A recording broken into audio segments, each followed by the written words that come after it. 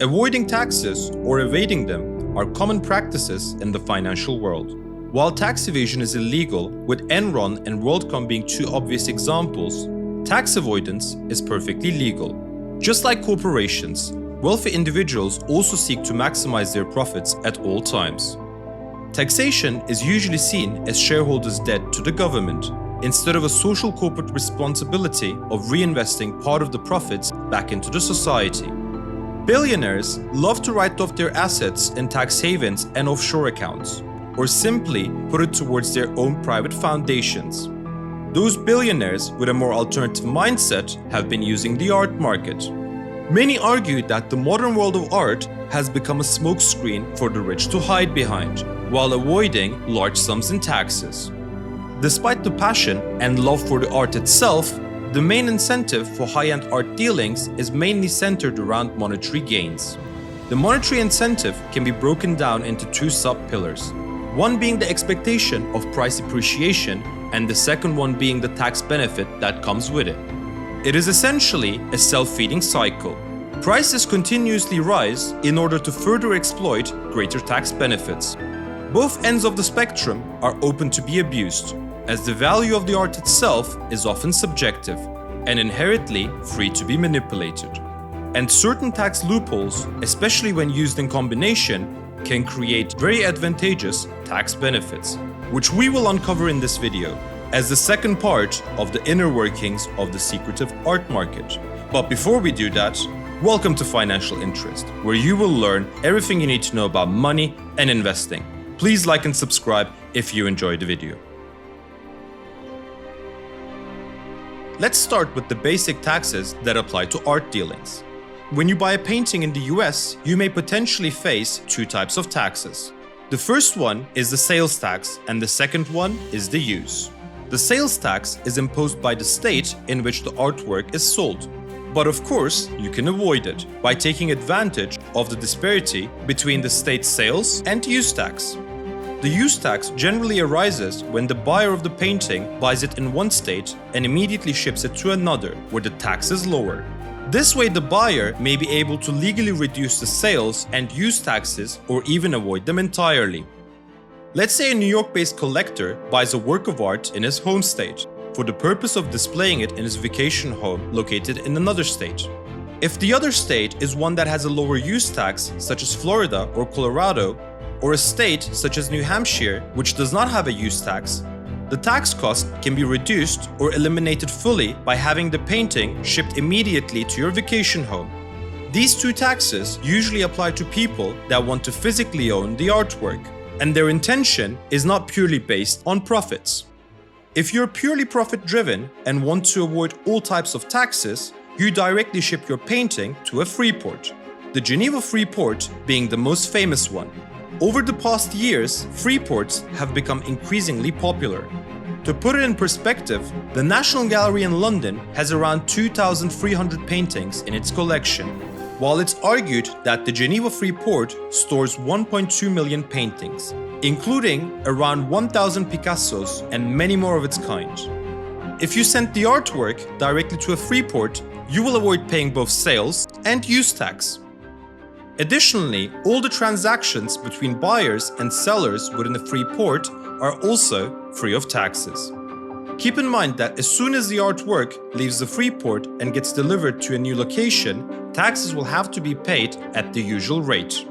This covers the basics of the general taxes that apply to art dealings, but it may vary between states and other countries. Let's look at some transactional loopholes. Now, there's a little-known provision in the US tax code called like-in-kind exchange, which has recently become quite popular among high-end art investors who want to put off and sometimes completely avoid federal taxes when upgrading their Picasso for a Warhol.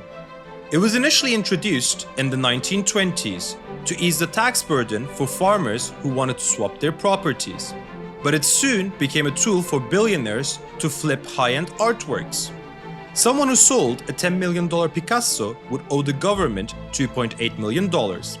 But with the exchange, the entire $10 million can be recycled into purchasing a new painting. If the investor holds the painting for a decade or even longer, The inflation itself will eat away the effective cost of the $2.8 million tax bill. You can repeat this as many times as you want, without having to pay a dime in taxes. Now, this loophole does not directly avoid paying taxes, but in effect, it defers it. The more paintings you flip for a longer period of time, you will essentially be funding your art portfolio with a 0% interest loan funded by the taxpayer. Now, that might not be too attractive in a low inflationary environment, but if inflation stays around 5% for 10 to 20 years, your economic gains can be pretty substantial. And once you're tired of flipping some paintings around, you can simply donate them to a museum. But make sure you donate them in a year where you have a very large tax bill. If you decide to make a full donation of your painting, you'll be able to deduct the total market value of the piece up to 30% of your taxable income for the year.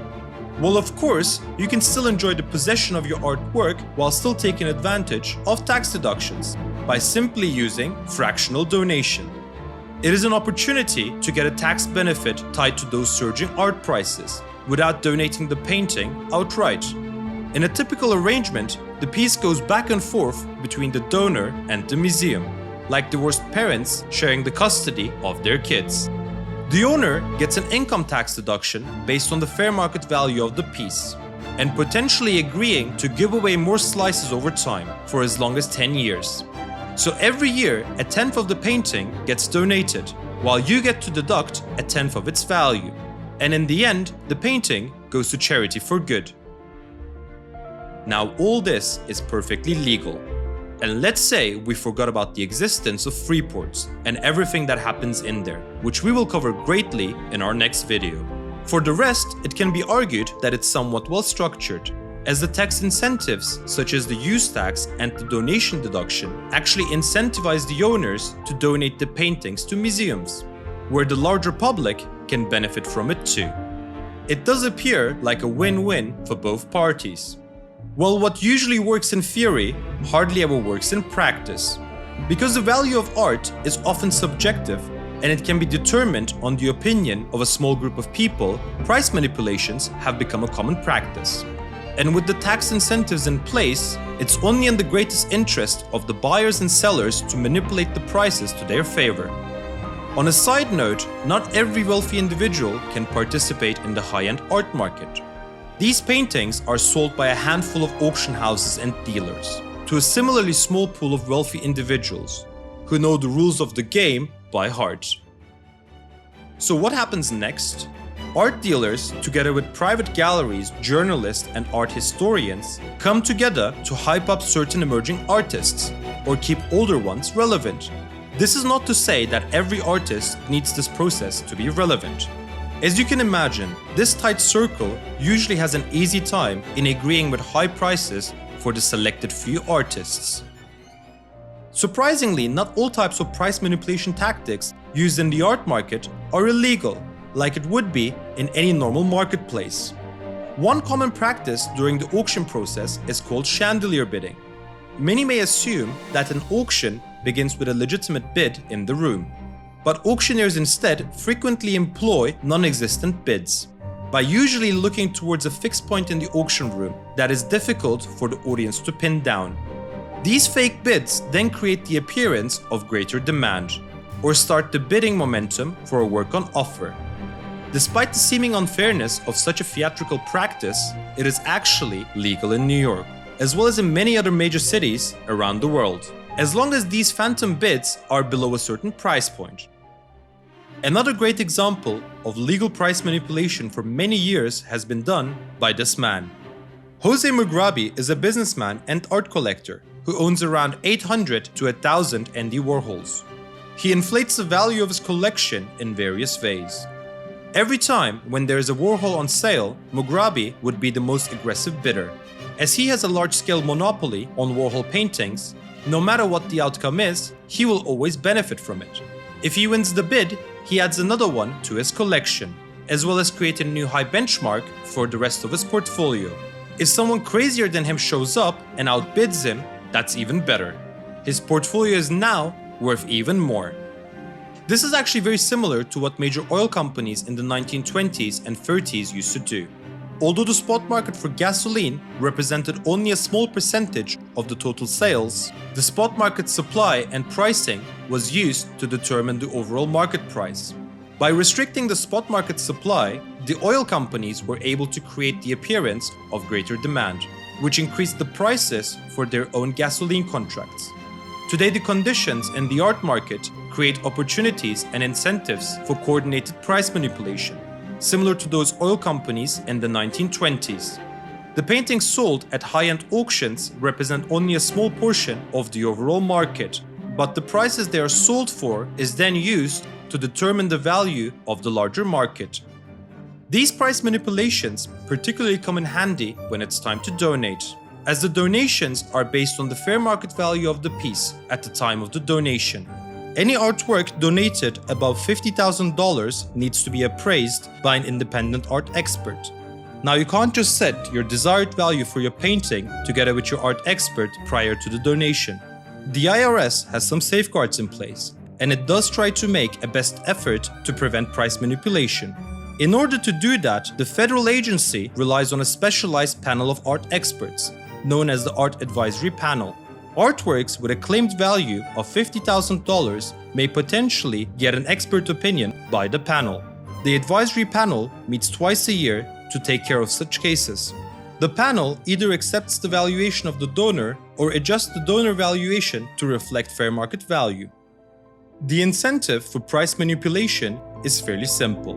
If you are the first-hand donor, it is of course in your best interest to overvalue the piece in order to maximize your tax deduction. And if you're inheriting the painting, then you would like to undervalue the work as much as possible to pay the least in taxes.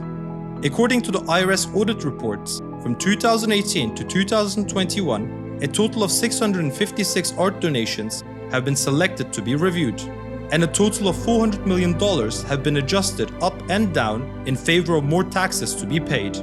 The cumulative $400 million is a drop in the ocean compared to the $8 billion of artwork donated during that period. Despite the good intentions, only on average 4% of the donated pieces go to further examination for fair value. The lesson here is, don't leave the price manipulation to the last minute. Try to work it gradually over the years in a collective fashion. If you try to pull some last-minute tricks, you still can, and you're more likely to get away with it. But if you get caught, aside from accepting the panel-adjusted price, you'll also face a small penalty fee.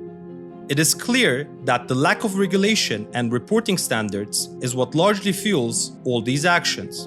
But on the other hand, no one seems to mind it, as every year new alternative methods come into play that further enhance the problem.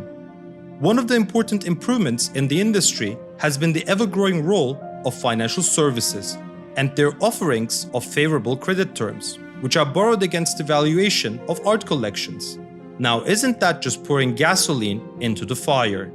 And as a result, the prices get further inflated, which makes the circle even tighter. If you made it this far, I hope you enjoyed the second video of our series on the inner workings of the secretive art market. Don't forget to subscribe and turn on the notifications so you don't miss out on part 3, where we uncover the illegal side of the art market. Let us know down in the comments which other topics you would like us to cover next. And as always, thank you for listening. We really appreciate your support. And we'll see you all next week.